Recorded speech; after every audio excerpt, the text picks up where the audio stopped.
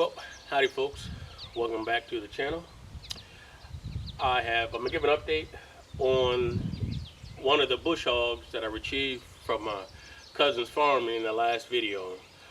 Of the three that were down there, two of which I brought up here, this is the only one that I can return to service.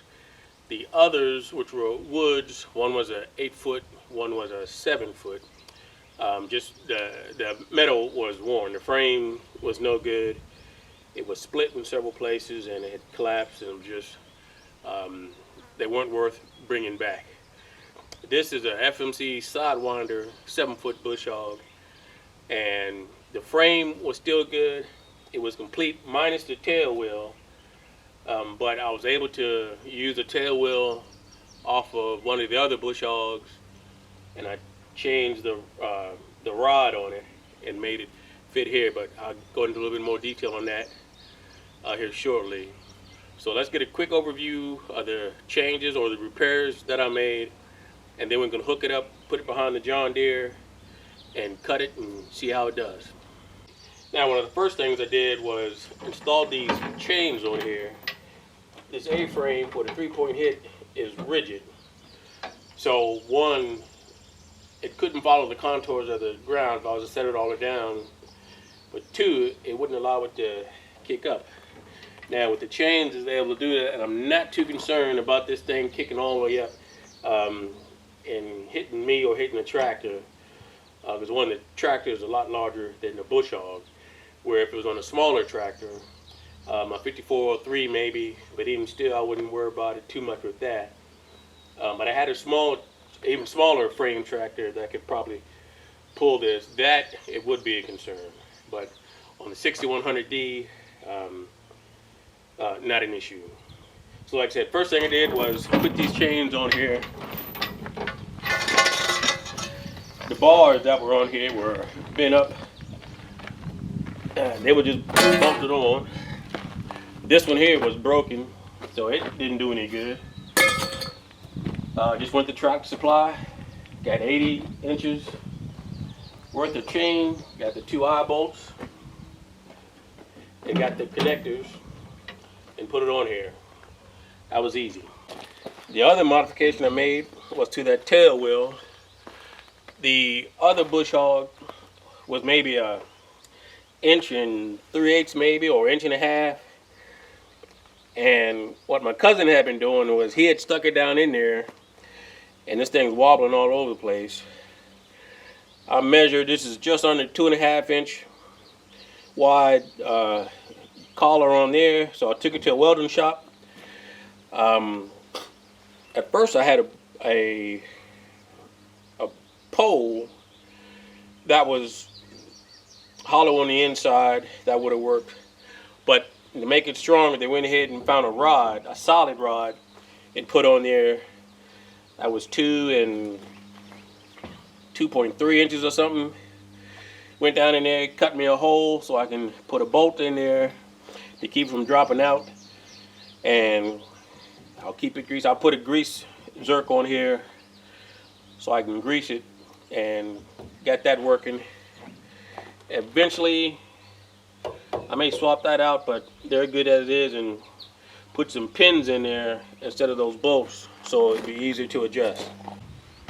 On this gearbox, it was missing a bolt, so I added that bolt there and replaced the one that was there, and then kept the other 2 original, but I tightened them all down. I did check the fluid on the inside the box, it's still good, and I sharpened the blades. I did change the U-joint on there, that one, because it was stiff, so I changed the U-joint. I still need to change that slip clutch, but I could not remove that big nut on the back, and I think I'm gonna just have to cut that thing off. I removed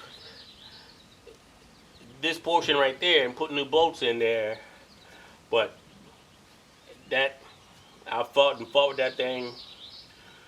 I said, for now, for just to test it out and see how it's doing, make sure it's functional, that'll be alright. But before I get into any heavy work, either those plates need to be replaced or just get a new slip clutch altogether. I did want to replace the yoke on there because this pin here, you got to hit it. It doesn't, the spring is gone on here. Spring is seized. So you got to knock it into place and knock it back out. Eventually, I have a new one of these. I wanted to change it, but the U-joint is still good.